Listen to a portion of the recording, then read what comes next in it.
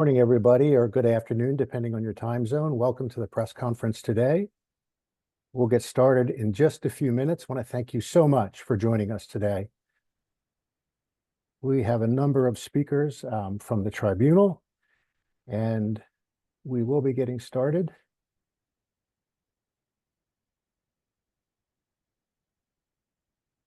A couple of technical issues. If we just want to place all questions in the Q&A box rather than the chat box, that would be wonderful. Members of the media, if you could identify yourselves and your organization with your question in the chat box, that will make it much easier for us to locate you when it comes time for the Q&A.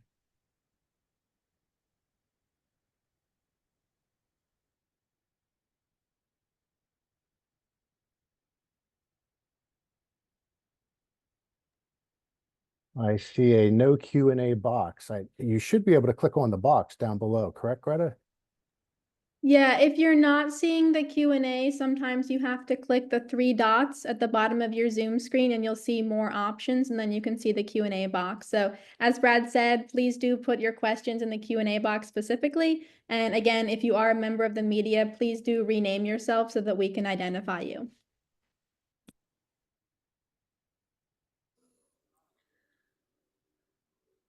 And members of the press will have priority in terms of questions and answers.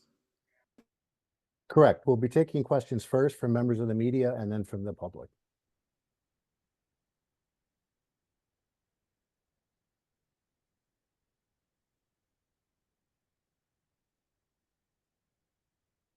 Greta, are folks still coming in, or should we go ahead and get started?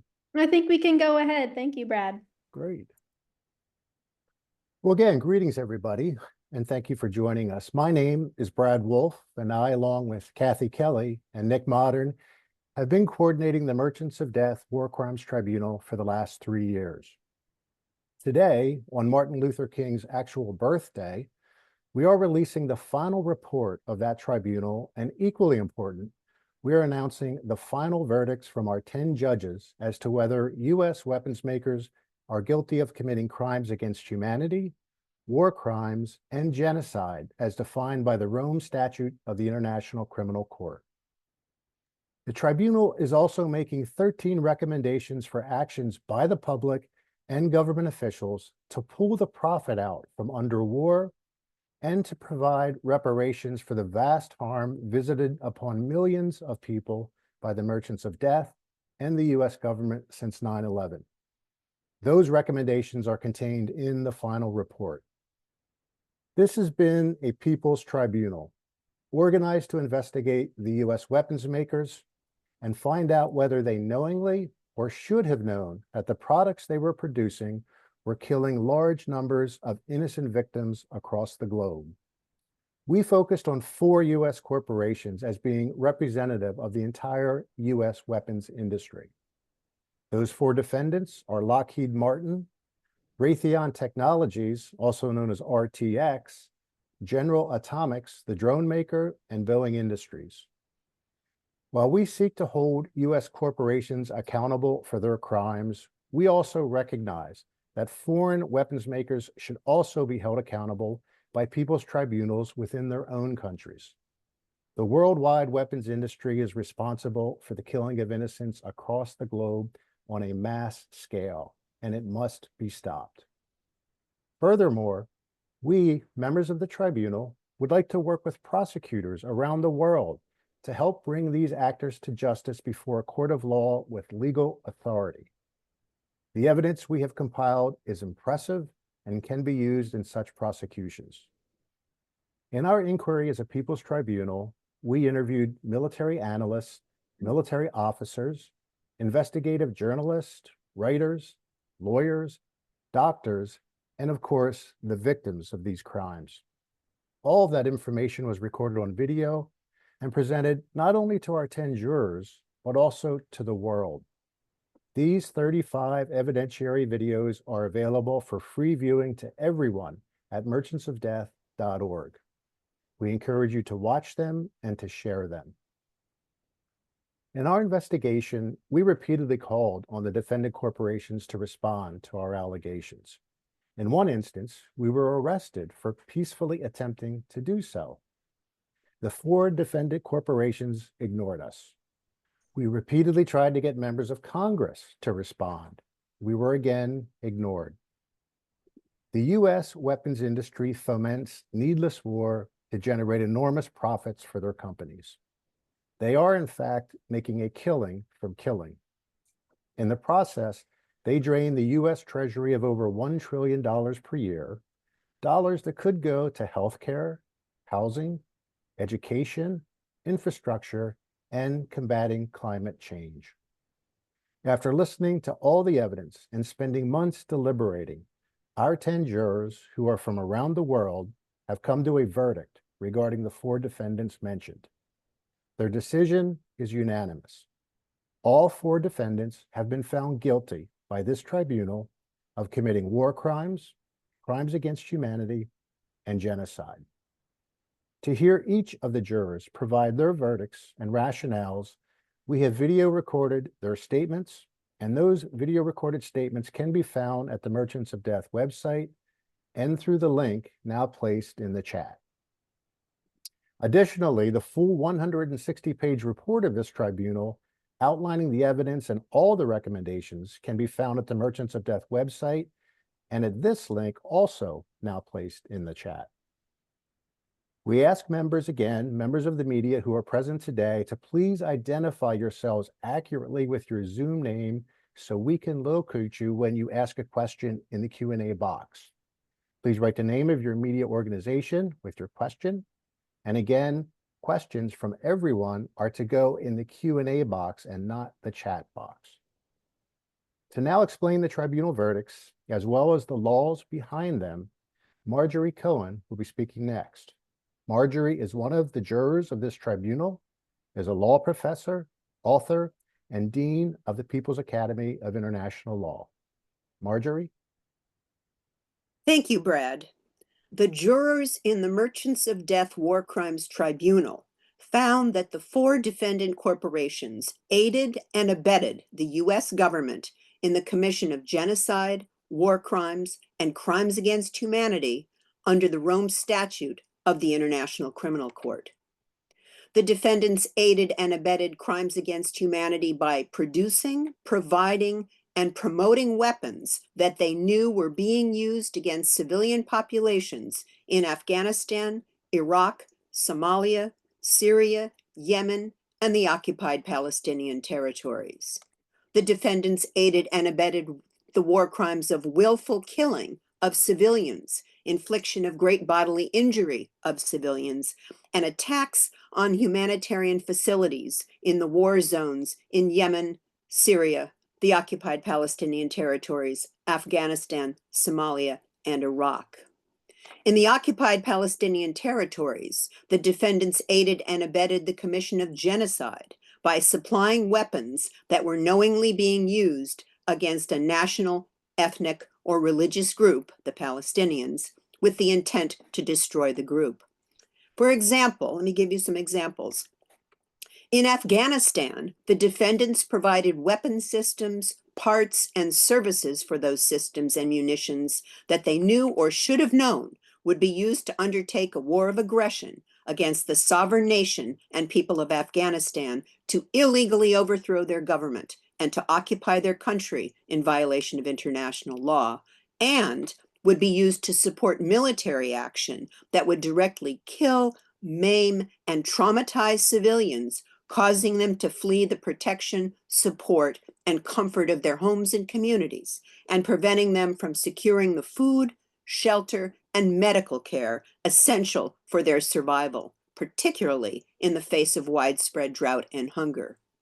In Iraq, the defendants played a significant role in destroying that country, killing hundreds of thousands of civilians and ruining the lives of millions of Iraqis. The U.S. bombing and ground invasion killed more than 7,000 Iraqis in March and April of 2003, the highest number of civilians killed in a 2-month period for the entire war. In the massive U.S. assault on Iraq that started on March 20th, 2003, Aircraft, bombs, and missiles produced by Lockheed Martin, Boeing, and Raytheon RTX were used. In Gaza, U.S. weapons manufactured by defendants have been used repeatedly by Israel during its commission of genocide, war crimes, and crimes against humanity in the occupied Palestinian territories, including during the ongoing genocidal campaign for the past 15 months. Israel has killed at least 45,000 Palestinian people, and apparently it is much higher than that, according to the New York Times, and decimated the infrastructure.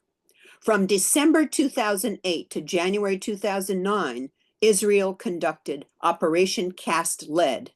They used DIME weapons, which are dense, inert metal explosives carried by Hellfire missiles made by Lockheed Martin. They release micro shrapnel with the capacity to kill and injure large numbers of people nearby. Israeli forces deliberately targeted civilian objects and failed to take precautions to minimize civilian casualties, violating international law. Israel also illegally used white phosphorus on civilians, a jellied munition similar to napalm, which burns human flesh to the bone. In 2004, Israel, using U.S. supplied weapons manufactured by defendants, launched another assault on Gaza, targeting homes, hospitals, and schools, killing over 2,200 Palestinians, including more than 500 children. In its frequent military offensives against Gaza, the Israeli military uses Raytheon and Lockheed Martin bombs and missiles. In Syria, munitions manufactured by Boeing, Raytheon RTX, and Lockheed Martin have been used to kill thousands of Syrian civilians through carpet bombing and artillery-delivered white phosphorus. In Yemen, bombs made by Lockheed Martin were dropped by U.S.-made planes flown by U.S.-trained pilots. The consequences of the war in Yemen have been disastrous. More than 24,000 people have died in indiscriminate airstrikes, including nearly 9,000 civilians. Marketplaces, water treatment facilities, hospitals, a school bus, a wedding, and a funeral were bombed. The jurors urge countries around the world to prosecute the CEOs of the 4 defendant corporations under the well-established principle of universal jurisdiction. Universal jurisdiction refers to the authority of national judicial systems to investigate and prosecute the most serious crimes under international law, no matter where they were committed and regardless of the nationality of the suspects or their victims. Some of the laws that can be used in universal jurisdiction prosecutions are the Genocide Convention, the Genocide Convention Implementation Act, the Alien Tort Statute, and the Torture Victim Protection Act. The Leahy Law prohibits aid to foreign security forces that have committed gross violations of human rights. The Foreign Assistance Act of 1961 and the Arms Export Control Act prohibit U.S. assistance to countries whose governments engage in a consistent pattern of gross violations of internationally recognized human rights. And the Conventional Arms Transfer Policy prohibits U.S. weapons transfers if they risk facilitating human rights violations. It has been my privilege to serve as a juror on this important tribunal. I hope our findings will be helpful in the ongoing struggle for peace and justice. Thank you. Thank you, Marjorie. Speaking next will be David Swanson. David is Executive Director of World Beyond War, an international anti-war organization that has been an integral partner of the tribunal throughout this process. David? Thanks, Brad. I am a fan of the entire Merchants of Death Tribunal and every one of the concluding recommendations and probably a few more. I've been asked to speak about recommendations 2 and 3. Recommendation number 2 is a recommendation to us that we divest ourselves and work to compel the divestment by all from stock holdings in Lockheed Martin, Boeing, RTX/Raytheon, and in any companies doing business with General Atomics, and also that we work to first prohibit members of the US Congress from owning stocks in weapons companies, and second, to prohibit anyone from owning stock in weapons companies. A further or simultaneous step, I think, could be to prohibit manufacturing or possessing weapons, a step the US government committed to arriving at together with the rest of the world when 55 years ago it ratified the Treaty on the Non-Proliferation of Nuclear Weapons, requiring it to, quote, pursue negotiations in good faith on effective measures relating to the cessation of the nuclear arms race at an early date and to nuclear disarmament, and on a treaty on general and complete disarmament, end quote. We might need a combination of international action and intense public pressure to prohibit profiteering by Congress if we are going to get Congress to prohibit its own corruption. And we might have to bring the media outlets and the think tanks into line first. Divestment campaigns, as is elaborated at WorldBeyondWar.org/divest, can be tremendous tools of education, of organizing, and of impacting the death merchants. Some have had success in compelling cities or universities to divest from short and long lists of weapons companies. For example, using a regularly updated list of the 20 largest, or a list of those profiting from a particular war. Any such list includes the 3 that we are after. These campaigns can also connect issues such as war and climate and divest from 2 interlocking types of evil at once. They also serve to build up our capacity for shaming the profiting from mass killing that has been perverted into more a subject of pride than shame. This week, the US Secretary of State took a break from shipping weapons to a genocide in Gaza to claim that he's spotted a genocide in Sudan. But he made no mention of the US-made weapons doing much of the killing in Sudan. President Biden, whom I fully intend to sell the Brooklyn Bridge someday, has accepted the word of the UAE that it will cease arming that war, so that the US can go on shipping weapons over without any scruples. We can also divest from some subcontractors of the biggest weapons dealers. The F-35 is made with parts from around the world. And just as it is assembled all over the United States for political reasons, this may also be for political reasons. But it means that divestment can be a global effort as well. Recommendation number 3 is to prohibit any member of Congress, member of the federal government, or member of the military from accepting any employment, compensation, or having any other relationship with any corporation manufacturing, servicing, or selling weapons for at least 5 years after they leave the government. This locking of the revolving door would work wonders. I wouldn't mind if it also spun the other way to the 5 years before government. I wouldn't even mind if it included during government. No so-called campaign funding, no lobbying, no bill writing, no provision of office staff, and no relationship with office staffers either, or with spouses, and no funding of inaugurations either.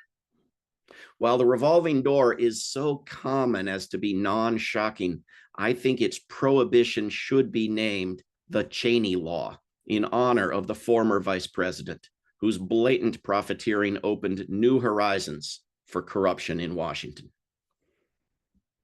Thank you. Thank you, David. Speaking next will be Colonel Ann Wright, retired from U.S. Army. Ann is currently in the halls of Congress, I believe, right now, so hopefully we're going to be able to bring her in. Ann, are you able to unmute and speak with us? Yes, I'm here. Can you hear me? We can. Okay, well, I'm in the U.S. Congress at the hearing for Marco Rubio as Secretary of State, which is a very important part of this whole thing. We have the shirts here, hands off everything. And as the merchants of death, it's very important for all of this. I was in the U.S. military for 29 years, retired as a colonel. I was a U.S. diplomat. for 16 years and in U.S. embassies in Nicaragua, Grenada, Somalia, Uzbekistan, Kyrgyzstan, Sierra Leone, Micronesia, Afghanistan, and Mongolia. I've been asked to speak at the tribunal's strong recommendations that reparations be made to individuals and communities that have been injured by weapons made by these manufacturers used. We're trying to take pictures. Oh, for God's sakes. Let's see. Injured by weapons made by these manufacturers used in U.S. military in action since 9/11. While this will no doubt be a controversial, hands off Palestine. Yeah, sorry, we're right in the middle. There will no doubt be controversial recommendations within U.S. political parties that use war as a weapon of conflict resolution and within U.S. government agencies that implement the decisions of these elected leaders. The tribunal recommends that an agency be created within the U.S. Department of State, and that'll be Marco Rubio right now, that will be tasked with assessing the dollar amount of damages inflicted upon civilians as a result of the crimes that have been outlined by this tribunal. The agency would be charged with providing the necessary and appropriate reparations to individuals and communities that have been injured by the weapons used in military action since 9/11. An appeals board would be established within this agency comprised of international representatives of non-governmental human rights organizations to adjudicate disagreements arising from State Department reparations decisions. We may be going into the hearing, so you all may have to finish the rest of my statement because we can't miss going in there. Money for reparations administered by this agency would be generated by requiring firms with Pentagon contracts dated after October 7th, 2001 onward to transfer to the reparations agency funds equivalent to the amount of their profits for that period. B, creating a surcharge to be determined on the annual revenue of all U.S. firms doing business in nations that have been subject to overt and covert military and paramilitary actions, retroactive to October 7th, 2001. Creating a surcharge on revenue of all U.S. firms doing business overseas to accelerate paying off the U.S. debt that has been generated with the goal of supporting all U.S. military presence and action since October 7th, 2001, which has directly and indirectly supported the overseas business of these firms. These funds would be distributed by the agency within the Department of State. Needless to say, the merchants of death weapons manufacturers would expend huge amounts of money on lobbying the U.S. Congress and presidential administrations to never implement this recommendation. It will be up to us, the citizens, to vote for congressional candidates and candidates for the U.S. presidency who agree to implement this recommendation. And that might not just do it. So it might be up to us to physically blockade congressional office buildings, be it congressional hearings, disrupt propaganda conferences, re-educate society, form alliances abroad, and pressure and reward incumbents and challengers until some congressional candidates and candidates for the U.S. presidency who will agree to implement this recommendation actually exist. So here we are in the U.S. Congress. You can see all the people that are here. We are going into this hearing on the confirmation for Marco Rubio as Secretary of State. And these recommendations are very important. So signing off from the U.S. Congress, Ann Wright. Thank you, Ann. You are multitasking in the best sense of the word. Next, I'm very happy to introduce Bill Quigley. Bill Quigley is professor of law and former director of law clinic at Loyola University. And Bill has been a longtime public interest lawyer, serving as counsel on issues for racial justice, housing, voting rights, the death penalty, and civil disobedience. Bill? Good morning, everybody. I'm honored to be here with the people who have dedicated so much time to this issue, and all the 190 participants who are watching. I recognize many people who are active in the efforts for peace and justice in here and around the world. I have a couple of specific points to raise, but I wanted to just say that last night I had a little bit of time and I put on Netflix, and you know what showed up was Schindler's List. And I thought that that was very appropriate for what we're doing here today, which is the contrast in wartime Germany between the high society and the capitalism that's going on and people making money off of the unjust labor of others and creating materials to use in the war, and the horrors of the Jewish people in particular at that time in this movie, the executions, the terror, the displacement, and the like. And I think it's really a message for us in this area is that um, we can go forward with our regular lives with the comfort that is provided in North America, and only occasionally be alerted to what's going on. But the War Crimes Tribunal and the extra look at Lockheed Martin and Boeing and Raytheon and General Atomics really shows us what's going on. And there is horror, there is execution, there is mass death that is going on, and people are making great money doing this sort of thing. So it's a thank you for everybody who's worked on this to remind us of this. I have four sort of reality checks for those of us who want to do something about this. There are people who are working on this issue in legal arenas around the world. In the United States, the Center for Constitutional Rights has brought action in federal court in California on behalf of the children in Palestine against the Biden administration over the crimes against Palestine and the provision of war, the equipment for war, the training for war, the technology for war. And that case has been very helpful to illustrate what is going on and the details of what's going on. They have not been successful so far, but they continue to fight. The second thing is that outside the United States, the French human rights group, the European Center for Constitutional and Human Rights, has brought massive efforts in the French courts and in the international courts to challenge their country's supply of arms and technical assistance over attacks in Yemen. And they have a 120-page complaint outlining the details of who did what and when and how many people have been killed and infrastructure that's necessary for life, how it's been destroyed. Those challenges continue. Third point is that there are other efforts in Canada, Denmark, Germany, Ireland, the Netherlands, and the UK, where various human rights groups partner with Palestinian solidarity groups, file lawsuits and government challenges to arms shipments and the like, calling these things what they are, which is genocide, and saying that these are not only immoral, but they are illegal. And they violate international treaties and domestic law as well. And I guess the fourth thing that I would say is that, the legal system, we know there's a big difference between law and justice.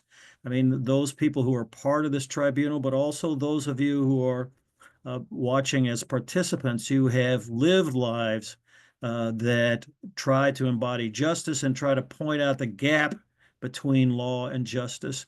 And there's some good laws on the books that are not enforced. There are other laws that are not so good that are enforced, usually against the people who point out the gap between law and justice. But all of these actions, whether they're by human rights groups or individuals or the kinds of actions that other people are talking about, are raising the issue, are educating the public, are disrupting the status quo. I think it's great for all of us that Anne, and right embodies what we're trying to do, which is to use our intellect, use our life experiences, research and find out what's going on, and then not just leave a report out there, but to implement that report by legislative action, speaking out, being in the halls of power, calling out the hypocrisy, and so under public pressure, some governments in the world have temporarily suspended export licenses. They have withheld weapons exports, and they have begun to recognize the legal restriction on trading arms. And that is not stopping what has happened, but it is slowing it down. It is creating friction. It is helping people understand what's going on. And that, I think, we owe a great debt to the tribunal for putting out all these details and all the visuals and all the interviews, and change is happening. And the only way it will happen is a combination of our brains and our bodies and our hearts.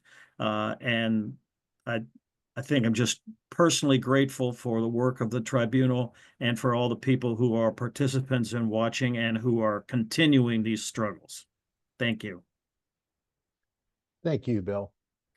We have one more speaker today before we take questions from the press and from the audience. Rainier Masra's research and activism have centered on anti-war issues, sanctions, and anti-occupation issues, as well as environmental justice and voting rights. She is currently the co-director of the North Carolina Environmental Justice Network, and she is also one of the jurors of this tribunal. Rainier? Thank you, Brad, and thank you all for this marvelous work. The final report of this tribunal begins by reminding us that in 1914, despite major opposition, Congress voted overwhelmingly in favor of war. The politicians then defied the people they were supposed to represent. Why? As J.P. Morgan, one of the largest investment banking firms in the world, then wrote, profit motives drove U.S. involvement in World War I. In 1934, Senator Gerald Nye's extensive investigation of U.S. corporations, including weapons manufacturers, uncovered criminal and unethical actions, including bribery of foreign officials, lobbying the U.S. government to obtain foreign sales, selling weapons to both sides of international disputes, and the covert undermining of disarmament conferences. Senator Nye declared in a 1934 radio address that they are, quote, international racketeers bent upon gaining profit through a game of arming the world to fight itself. Almost 100 years later, their horrors have only grown. The United States is the world's #1 institutional polluter, domestically and internationally. The United States has nearly 1,000 military bases and forward operating posts in more than half the countries in the world, and is now expanding bases even further under the fabricated threat of China. Literally, no country in the world is safe from the harms of the U.S. military. Each year, the budget devoted to the weapons industries gets larger and larger.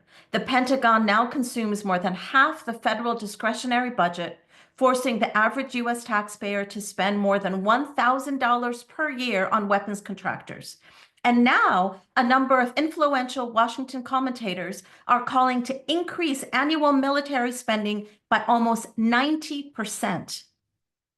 We, the jurors of this tribunal, have heard evidence of their sociopathic crimes, evidence of their influence, their lobbying, their purchasing of representatives, their corporate takeover of this nation's foreign policy, and the mainstream media, all to generate profits. They have fabricated enemies designed to manufacture wars of choice, wars that have then been presented as advertisements for more weapons. As Arundhati Roy says, once weapons were manufactured to fight wars, now wars are manufactured to sell weapons. All while the U.S. democracy is reduced to ashes, a mere puppeteering of power. All while false consent is manufactured through the media and through Hollywood. We know that military representatives are 4 times as likely to be interviewed by the mainstream press. We know that the Pentagon and the CIA have exercised direct editorial control over more than 2,500 films and television shows, all working together to glorify war and mask racism as patriotism. This same philosophy of trading human lives for profit is also evident in the US healthcare system, where every year 68,000 Americans die to a lack of access of care, while insurance companies make $70 billion in annual profits. Meanwhile, around the world, millions, more than 4.5 million, have been slaughtered, bodies shredded, homes burned, land stolen, dreams denied by US weaponry in the past 20 years.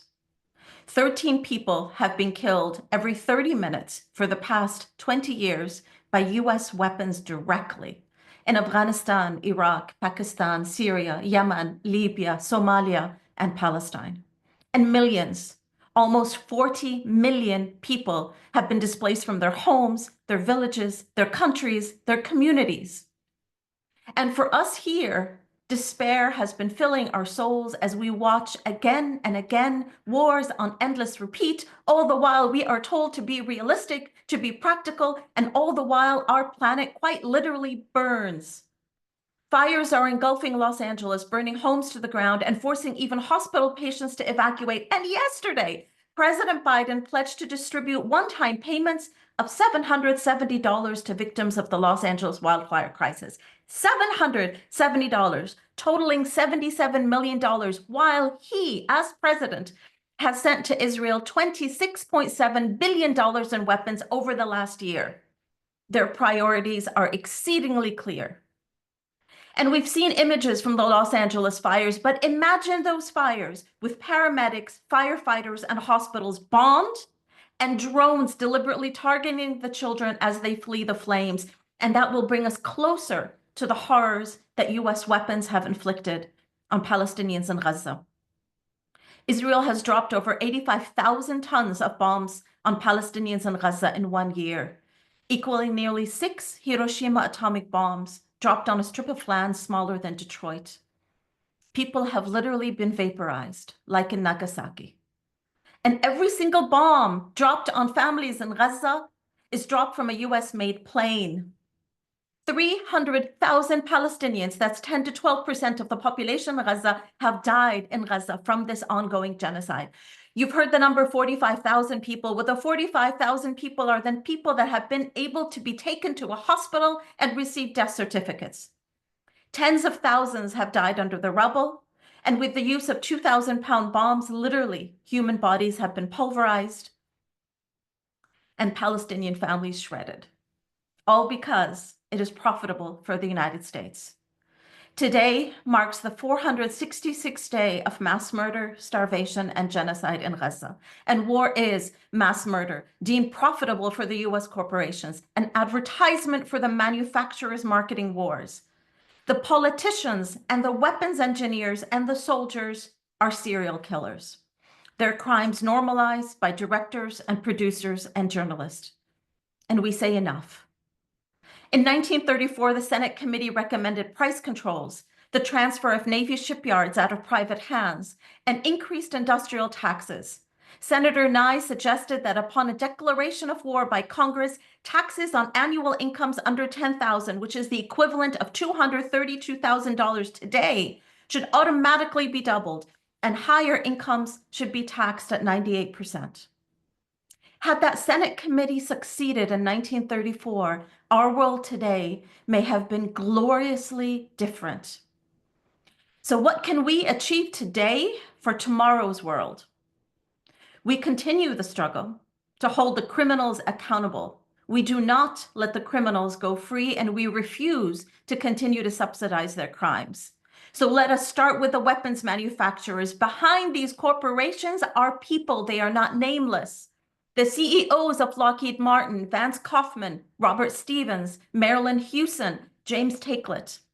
The CEOs of Boeing, Philip Condit, Harry Stonefire, James McNerney, Dennis Muhlenberg, David Calhoun, Robert Ortberg. The CEOs of Raytheon, Daniel Perman, William Swanson, Thomas Kennedy, Gregory Hayes, and Christopher Kallio, and the CEO of General Atomics, Neil Blue. They have all aided and abetted the US government in the commission of international war crimes against humanity, and genocide. We strive to hold them accountable. And just like the Hind Rajab Foundation strives to end Israel's cycle of impunity through, quote, offensive legal action against perpetrators, accomplices, and insiders of war crimes and crimes against humanity in Palestine. Hind Rajab, 5-year-old, who was killed deliberately by 335 Israeli bullets. Are we being impractical? Quite the opposite, accepting this ever-increasing domination of our world by the weapons manufacturers and the mining industries, accepting their destruction and ongoing humiliation, that would be impractical. Rather, we continue to devote ourselves to breaking their cycle and to rejecting all their impunities from the Israeli war crimes onwards. In the words of James Baldwin, I cannot be a pessimist because I am alive. To be a pessimist means that you have agreed that human life is an academic matter. So I am forced to be an optimist. I am forced to believe that we can survive whatever we must survive. Thank you. Thank you so much. And thank you to all of our speakers today. We would like to answer a few of the questions that have been posted in the Q&A box. And again, please post questions in the Q&A box and not the chat box. We'll go ahead and answer those. And we'll also take additional comments from some of the panelists that we have here today. Greta, do you want to start with the first question for us? And panelists, if any of you feel compelled among our group to answer one of these questions, just raise your hand or do the signal so Greta can call on you. Yeah, either wave your hand or really just feel free to unmute and jump in if you have a response to any of these questions. And just a big thank you to all of our speakers here for your powerful words and for the 3 years of work that went into putting this tribunal together. So thank you. And thank you to everyone for joining us. There are a number of questions coming in. So the first question we have, has the tribunal received evidence about the use of uranium warheads in the US and other hard target defeat bunker buster weapons? Anyone want to take that one?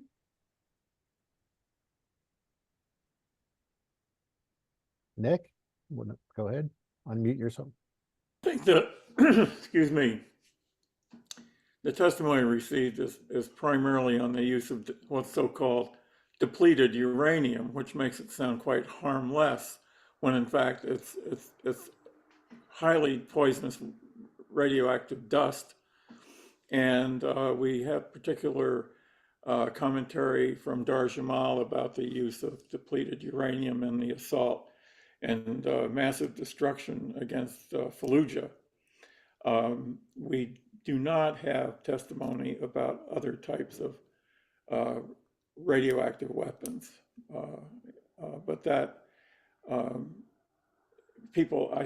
think many people should know that at least the generations of birth deformities, cancers, and other illnesses that receive attention perhaps while the assaults are going on, but in these years since then, these illnesses, these deformities, this destruction of life, essentially sometimes dead people walking, is still part of life for people in these death zones that the United States have created. Thank you, Nick. And I would just, Greta, if I could just yes, add please. to that, more information about depleted uranium and those particular weapons are found in the report. So if you're interested in learning a bit more and where that information came from, all that's contained in the written report that's posted in the chat box and is at merchantsofdeath.org. Thank you. And just a few logistical questions that are coming in. Yes, we are recording this webinar. We will send an email afterwards with the link to the recording and all of the report and all the resources. And we will make a transcript available as well. So don't worry about any of that. And also to say that we have a few questions that are being answered with typed answers. So you can go in the Q&A box and go to the answered tab. Everyone should be able to see the answered tab and you can see any questions that have been answered with a written answer. Okay, so let's go to a few other questions here. So Martha asks, how can we expect the U.S. Department of State actually to implement a law that requires it to assess the damages inflicted on civilians, that requires it to provide reparations, when Congress doesn't even respect the minimal laws that it has already passed to prevent human rights violations? Which is a big question, but how can we actually put pressure to try to implement this? I can weigh in on this. Yes, there is a lawsuit by Palestinian plaintiffs against U.S. Secretary of State Antony Blinken for refusing to stop U.S. military aid to the Israeli regime in clear violation of U.S. laws. And the question is well taken by Marty Schmidt about Congress. And it's really important in that I remember in the 60s, we used to say one struggle, many fronts, and that's still the case today. And we're talking about legal actions coming out of this report, but also mass actions. And Ann Wright is exhibit A of someone who does this 24/7, and Code Pink and other brave souls. But Congress members do respond to pressure from their constituents, which means writing them, calling them, emailing them, writing op-eds, letters to the editor, easy to get them published, or if yours doesn't get published, others will from the same point of view because they add them up on letters that they receive. Keep it under 150 words, peg it to a news story or an opinion piece, and continue mass action and exercising our First Amendment rights to speak out, protest, and stop this madness. Yes, Nick, please go ahead. Yeah, I'd like to comment on that also. When we're talking about mass action, we're really talking about moving out from behind our computers into the streets. And I spoke last evening with a woman who was a Korean who just returned from Korea, and I asked her about her experience, and she said, yes, in Korea, what we've learned is that we just have to keep going into the streets repeatedly in huge numbers, and that is how we deal with the problems that we have. This is not part of US culture right now, and we have a situation where one could argue that we don't have a functioning government in the sense that the US Congress and the administration are violating their own laws when it comes to the shipment of weapons to Israel. And that's been going on for more than a year, and we do not have in the Congress a sense of law and order, because now we find that to have an effective international criminal court.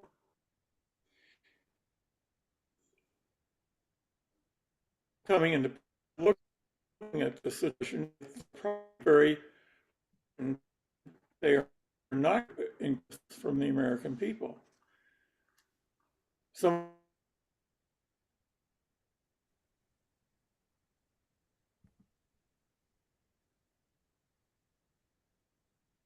See, Nick is frozen for me. You frozen for others? Me too. Yes, Yeah. yes. All right. We've lost you, Unfortunately. Nick. But we did have Rania and then David next. So maybe we'll go to them and see if we can come back to Nick. Yes, have thank you. I functioning just want to add a government. few things as to the steps forward. I think it's critical, given the monopolization of mainstream media, that we also focus on building alternative press and looking at press more organically. So not limiting ourselves to the print, but looking at social media. I also think that we need to also be stepping away from the, two sides of the same coin, MAGA red and MAGA blue political parties, and be working quite effectively from the grounds up to build political parties in this country, because we don't have one. And the largest political party in this country is the 50% of American voters who are not members of the blue and the red. So how do we get them organized? And a critical aspect of that organizing power is that we organize with workers. There's a lot of power and strength and inspiration that the longshoremen have showed us on the West Coast in particular by refusing to, offload weapons.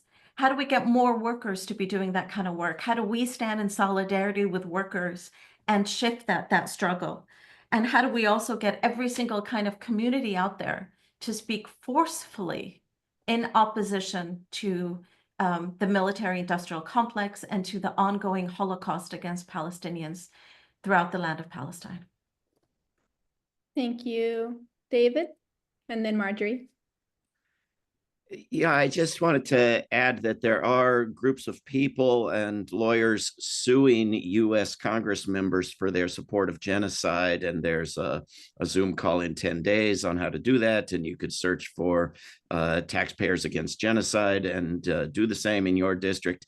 And it's slightly, bizarrely, perversely encouraging that yesterday the ranking member of the Senate Armed so-called Services Committee seemed pretty upset about having a new Secretary of War who was openly for violating laws, was openly trashing international law and urging that the Geneva Conventions be thrown out and so forth. So having people who don't put up the pretense, having people in charge who are going to be open about disdain for the rule of law may be helpful to people for partisan and mere comprehension reasons to get involved in demanding compliance with the laws. We'll see. Thank you, David. Marjorie? Yes, the International Criminal Court came into force in 2002. And since then, the United States has done everything it can to undermine it. And until very recently, the court has succumbed to U.S. pressure and prosecuted only African leaders. But the ongoing genocide in Israel, in Palestine, by Israel, by the Zionist regime, could not be ignored anymore. And the prosecutor of the International Criminal Court and the court itself actually issued arrest warrants for Netanyahu and Gallant for war crimes and crimes against humanity. So now when they travel abroad, they have to worry that states parties to the Rome Statute for the International Criminal Court will arrest them and send them to The Hague in the Netherlands for trial in front of the International Criminal Court. And recently, Poland said it would arrest Netanyahu if he came to celebrate the anniversary of Auschwitz, and then back down, of course, by pressure, I'm sure, from the United States, and said, oh, no, we won't. But we won't arrest him. But other countries, and there are, almost 200 countries that are parties to the Rome Statute, can be expected to arrest Netanyahu and Gallant if they travel abroad. And so there is some progress on that front. And I also want to mention that the International Court of Justice recently said there was a plausible case of genocide by Israel in the occupied Palestinian territories, and also issued an advisory opinion that Israel's occupation of Palestinian territory is illegal. So there is some positive news on the international front. Thank you, Marjorie. And in terms of spreading the word, there's a question specifically about, how can we involve the faith community? And I'm not sure if anyone wants to answer that specifically. Brad, yeah. Yeah, I think certainly what I've tried to do in my local parish is suggest that the videos that are posted on the website, the merchantsofdeath.org website, be used in church groups to simply view them. They're 30-minute videos, to watch them and then have discussion afterwards. I don't think we have to promote a particular argument prior to suggesting that. Just watch the videos and see what discussion evolves after that. So getting the faith community involved in that way is a very good opportunity.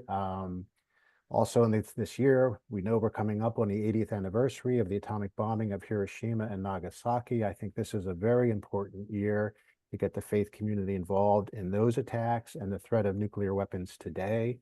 So there's a number of ways to kind of work the faith community into this conversation. Thank you. And Kathy? You know, when we began working on this 3 years ago, two of the first people we wanted to contact were Pope Francis and Noam Chomsky. And I remember sending Noam Chomsky a copy of the letter to Pope Francis, thinking maybe, and Noam Chomsky wrote back and said, well, that would be good company with which to be involved. Now, Pope Francis didn't respond directly to us, but I have noticed in his most recent message to an assemblage of diplomats, he actually echoes the recommendations that you've been hearing people make, especially with regard to weapon companies rehabilitating themselves and engaging in the reparations that they should make for the suffering caused. And, you know, the U.S. Catholic bishops are militarists by and large, but they can't escape what the Pope has enunciated. And so we can repeat those kinds of statements. And it's been on my mind very much that, you know, if this tribunal were immediately up to the moment examining war crimes, exactly what's happened this morning is what would be being said, this constant denunciation and shunning of Israel, which is being equipped by the United States for a massive killing spree that's ongoing. One of our main witnesses, if we were up to the minute, would be a man who was tortured and is now still held without charge in prison, a medical doctor, Dr. Hussam Abu Safia, who apparently is in critical condition, having been tortured after the Kamal Adwan hospital was totally smashed and ruined, and he had to turn himself in to be abducted by the Israeli military. This is the kind of witness, and Ann Wright and the others that are going into the Congress are certainly showing it. But I would also just like to quickly call attention to a webinar that happened years ago, and somebody asked Bill Quigley, well, what do you think we should do? And Bill didn't hesitate. He said, follow the young people.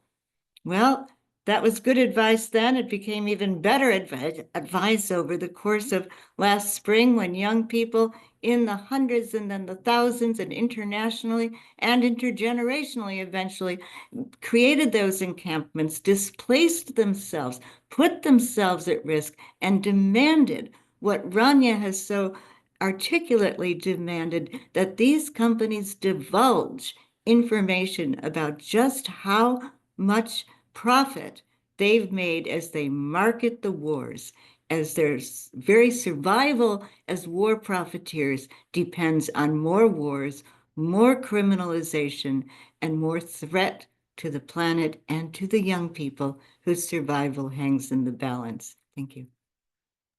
Thank you, Kathy. And Marjorie has a hand up. Oh, you're muted, Marjorie.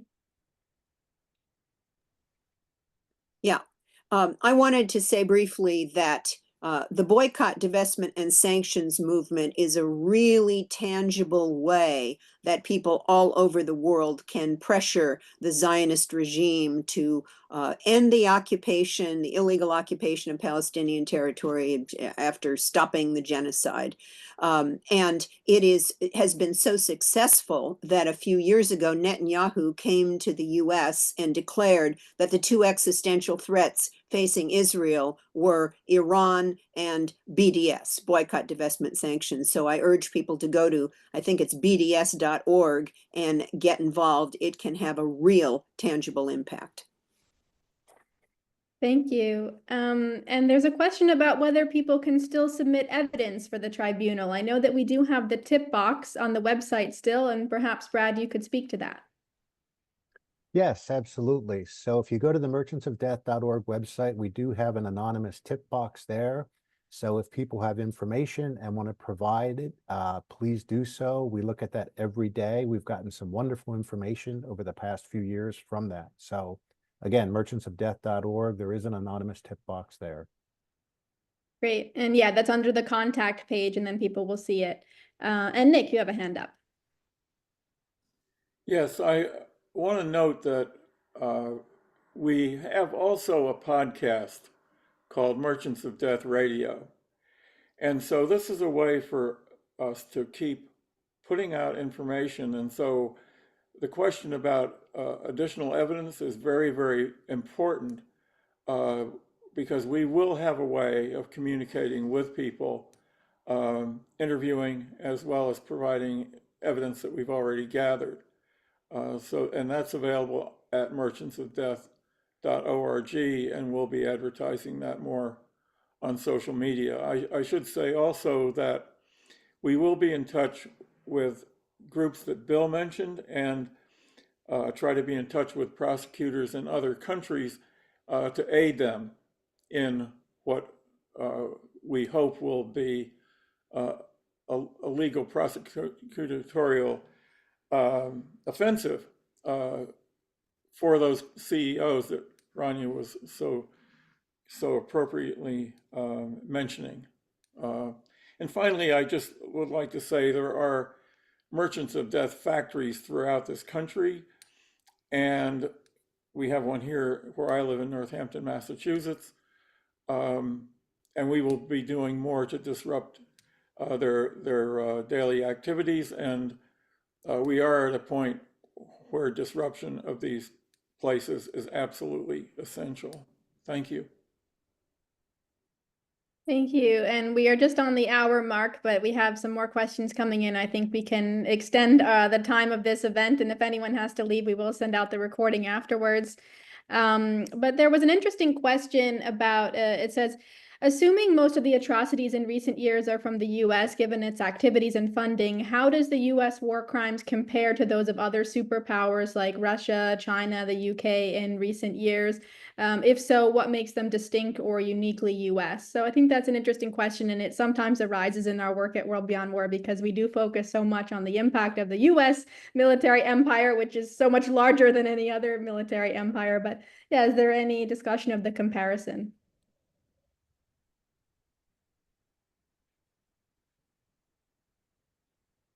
Oh, Kathy has a hand up. Go ahead. Thank you. Well, I do want to call attention to the constant work that World Beyond War devotes to putting more detail into the map that shows the bases all around the world. And it doesn't only show the US bases. The constancy of the work has now involved detailing the bases in other countries. And, you know, we aren't trying to say that anybody gets a pass. Any merchant of death, anybody manufacturing, selling, storing, preparing to use weaponry is in violation of human decency, of the possibility of prolonging life on the planet. We condemn all merchants of death. It is important to look at the Stockholm Peace Research Institute's very careful listing every year, at the end of every year, that shows the scale at which the United States exports weapons far beyond what anyone else is guilty of. And so here in the United States, I think we have to hold up that mirror, look at ourselves in the mirror, look at the people that are moving into governmental positions. And very importantly, when we acknowledge also those who are warmongers and war profiteers in other countries, we have to try not to demonize. And that's difficult because demonic things are happening all the time. War is evil, and war isn't over when it's over. But if we allow any country to convince its citizenry that they face such a huge and monstrous evil in another country, and therefore they have to pick up the sword and go to war, it makes no more sense than what David Swanson frequently points out was the means of choice when there were disputes hundreds of years ago. Two people would each arm themselves with a pistol, take 12 steps in the opposite direction, turn around and shoot each other. Well, dueling is no longer done, but warfare, the way it's practiced today, is even more lunatic, more insane. So we want to say, as the World Beyond War t-shirt says, I'm already against the next war anywhere. Absolutely. And David, did you have something to add? Well, I agree enthusiastically with Kathy, as I usually do, but I think it's important that we recognize how unfathomably, horrendously evil is war making and war preparations and war antagonization by numerous governments on Earth, and that they all exaggerate the horrors of each other, and that trying to pick the one that's good and the one that's bad is a fool's errand. But if you're going to look for the one country that is the elephant in the room, that ships and sells and markets weapons to the rest of the world, outpacing just about the entire rest of the world, that spends on its own military just about outpacing the rest of the world, that applies enormous pressure on other governments to increase their military spending, that is now absurdly talking about 5% of an economy has to go into military spending, that has at least 70% of the world's foreign military bases, that uniquely has divided the world into zones to dominate every sphere of the earth, plus outer space, plus cyberspace. I mean, you can't get away from the fact that it's the US government that is the biggest outlier, shredder, and violator of treaties, that is the leading enemy of international law, that, you know, sanctions the International Criminal Court, or at least passes it through one branch of its legislature on the same day that it demands the overthrow of a government in Venezuela, that openly backs coups and unilaterally sanctions governments. And again, yesterday puts up a guy for Secretary of War who says the Geneva Conventions should be trashed, international law should be abandoned, people need to be able to shoot and kill more freely. Every member of Hamas, and nobody asks him to define who that is, needs to be killed. And, you know, they're going to approve him. And so it's, you know, it's no question that if you're going to pick a government to start with, it's the one in Washington. Thank you. And Rania? Yes, thank you, David. 100%. And I want to add to that, when we think about merchants of death, I'd love for us to think bigger than the literal weapons manufacturers, because we have seen a marriage between the weapons manufacturers and the tech industry, and particularly alternative, you know, artificial intelligence and the whole surveillance tech industry. And I would put them with the merchants of death. So let's keep an eye out on how tech, AI, that whole surveillance technology is being increasingly used to target and kill people. And link that to how that's also going to be used more and more powerfully and destructively by US police departments in their ongoing marriage, not only with the tech industry, but also with the military. Thank you. Nick?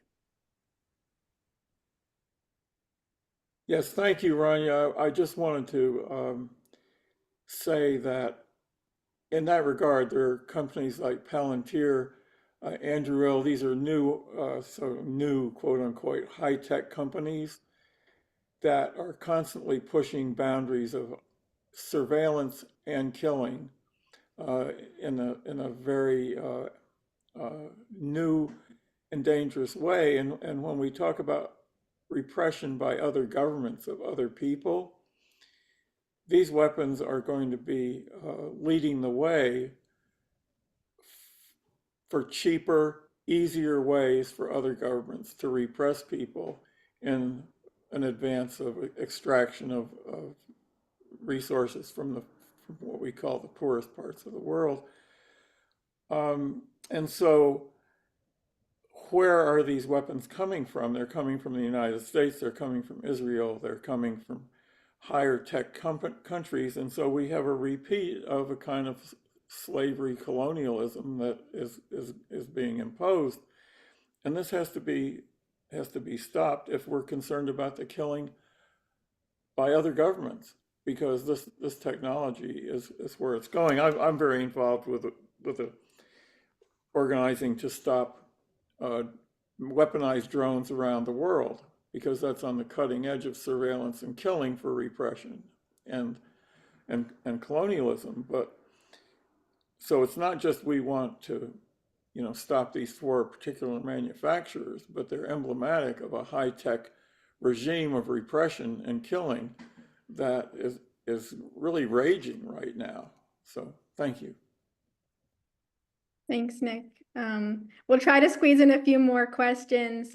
So Daniel Shea from VFP asks, why did the panel not also include the attack on Iraq in 1991 by George H.W. Bush? Yeah, was that included in the tribunal's investigation? Commentary leading up to the attack on Iraq, and Kathy Kelly had a lot of experience with that. And Kathy, you may want to talk about that. Well, thanks, Nick. Yes, we did in our tribunal investigation talk about the first Gulf War and the ways in which that war began with George Bush saying, we will never allow a larger country to invade a smaller country. And he was referring to Iraq having invaded Kuwait. Well, the United States had assembled a huge arsenal, massive numbers of military equipment and aerial invasion preparation. And the 1991 Gulf War wiped out every electrical facility all across Iraq.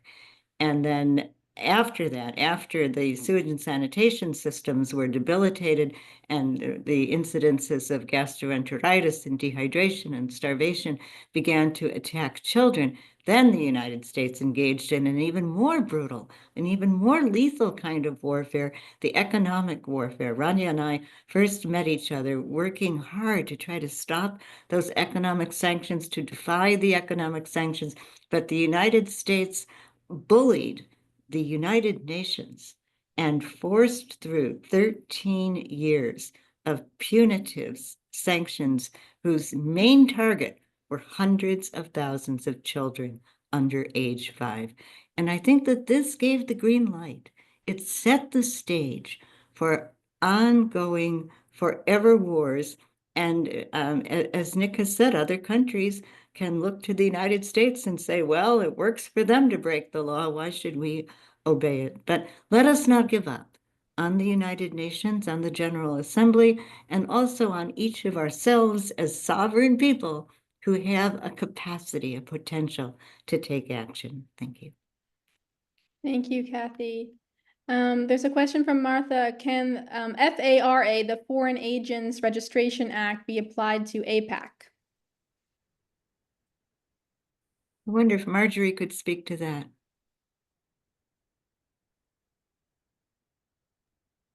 I'm afraid I'm not an expert in that area. We'll have to decline at this point.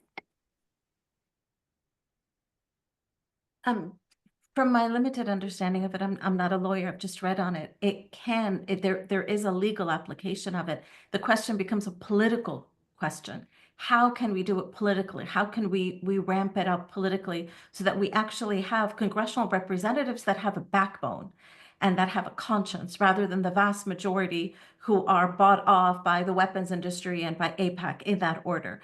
So then the question becomes, in terms of how do we do that? Well, first, can we build the narrative that AIPAC is a foreign agent? Can we build that in our public talks, in our letters, in our media, in our representation? Because critical to liberating ourselves from the weapons industry is liberating ourselves from the narratives that they have presented to us as mainstream. So how do we reclaim that narrative? So I would answer for that question, the how of that begins by raising it as an issue in the public sphere. And then seeing who can we get in Congress who can then uplift it. In North Carolina, we have one congressional representative who is honorable, only one, but we have one. And that one is Representative Alma Adams from Charlotte. We have one. Who's the one that you have in your state? Or who's the one that you can get in your state that you can hold on to? And then we can build it forward. And if you don't have one in the state, think about who do you have in your city? Who do you have in your county? How do we organize really small? And we organize that way by building relationships and trying to get changes implemented on a city and county level in our state if we don't have those state congressional representatives that are decent and honorable. Thank you, Nick, and then David. Yes, very briefly. I'm going to suggest that everybody the on the call today actually watch the episodes of the War Crimes Tribunal. It's a lot to watch in a certain way. But if you watch the episodes that have to do with the attacks in these various parts of the world, I think you'll be very motivated to bring this information forward to people and to use it to make alliances with people locally, with students. There's a great deal of repression of students right now. And here in Northampton, we're actually going to be protesting at Smith College and other colleges and there's a woman, Jennifer Scarlett, who is part of our group, wrote a letter to the president of Smith College. It says basically take your foot off the necks of your students, because in talking with students, we found that in this new semester, many of them are afraid of just basically losing the access to education, because if they get bounced out of Smith College, there's an educational combine that will prevent them from going into other schools that they're qualified to go into. So we've got a very serious problem of repression in this country right now, and it's really not up to only the students to correct this. And it's absolutely shameful that the academic community is not going to the defense of students under these circumstances. But to go back again to say, please do watch these episodes and have other people watch them. And then there will be for me personally working on this, I learned a lot about cumulatively what the United States has been doing piecemeal to destroy lives wholesale around the world. And once you feel that viscerally, you're going to be highly motivated. Thank you. And David, did you have a comment? Yeah, I just on APAC, I appreciate everybody's remarks. I loved Ranya's response on APAC. I think that we do have to educate everyone that it is a foreign agent, but I think there's potential to do so, and there's the possibility of building a larger coalition, including people who don't care about war and peace, because APAC buys U.S. elections, and whether it's foreign money or domestic money, some people are smart enough not to really care. It's the corruption, it's the buying of elections, and it's the buying of primaries. APAC has ousted U.S. Congress members. And for the Democratic Party, which is currently trying to decide, which new clown is going to run the thing, it's a foreign party in the sense that it's an organization that funds Republican elections, but goes into Democratic primaries and funds the worst possible candidate and ousts the best possible candidate. And so people ought to pay attention to primary elections in either of these lousy parties, because that's the only place you ever see anybody worthwhile. And the reason they don't make it to the general is because APAC does them in. And so we ought to be building a coalition of people who care about this idea of elections and all the propaganda for democracy that goes along with the wars, and the people who care about the wars and the warmongering. There's I think great potential there. Thank you, David. All right, well, for the sake of time, I think we should wrap up. And again, we will send the recording and the links and other resources, and we'll certainly be available to answer any other questions over email as well. I know that Bill wanted to provide a final comment, and we'll also open it up to anyone else who wants to provide a final comment. But Bill, let's hear from you. Yes, thank you. I want to thank all the thousands of hours that have gone into this effort, and this will provide a foundation for activism and analysis for years to come. I would say to people, as somebody who's been involved in everything from death penalty to living wage to Kathy and I were in Rafah in 2009, been in Iraq, other places. There is something that comes back. It applies to all of the things that we do, which is the idea that none of us know what will happen if we continue to fight for human rights. It's absolutely true. None of us know what will happen if we continue to fight for human rights, but all of us know what will happen if we don't. And so I would encourage people to find their way, their contribution, their dedication, because it is only in fighting for human rights that there is a possibility that we make progress. And there's so many people that feel powerless. Our media, our Congress, our folks are just constantly sending us message that we are powerless. But those who have done this work, those who have researched, those who are participating, know that we are not powerless. We don't know exactly how it's going to happen, but we know it will happen when those of us continue our fight for justice. Thank you so much, Bill. And I'll turn it over to Brad for any final comments. Thank you, Bill. That's a wonderful conclusion. And thank you to all the panelists today. Appreciate the time and the effort. And Greta, to you and to David and World Beyond War, you've been wonderful throughout this process. The verdicts are in today, but we still need to bring these defendants and other weapons makers to justice. We know that the jurors have deliberated on the guilt, they've found them guilty, but now the process begins to bring them to justice. And what that will require is the building of community and the connecting of communities. And when I look in the chat box today, I've seen so many links to different organizations, different peace groups that are across the country and across the world. And if we can connect all of those, we could make a positive change. We really can do this. And it's going to be up to us because there's no government official, there's no corporation, there's nobody else. It's going to be folks like us that are going to make this kind of necessary change to stop the suffering, to stop the unnecessary killing. So I'd encourage you all to continue with this process, to continue to go to the Merchants of Death website, to look at those videos, to share them, to use the chat and all the links that were in the chat to various organizations, make those connections. And let's build a movement that makes real change. Thank you so much to everybody. I hope you have a wonderful day.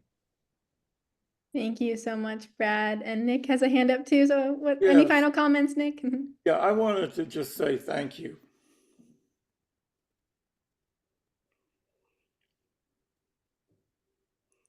We got a lot of volunteers. We have more than 40 people who worked for nothing or for like minimal pay. And I want to thank it. You know, I see so many friends. So thanks. Thank you all. The culmination of 3 years of work. All right. Thank you, everyone. Have a good rest of your morning, afternoon, evening, wherever you are.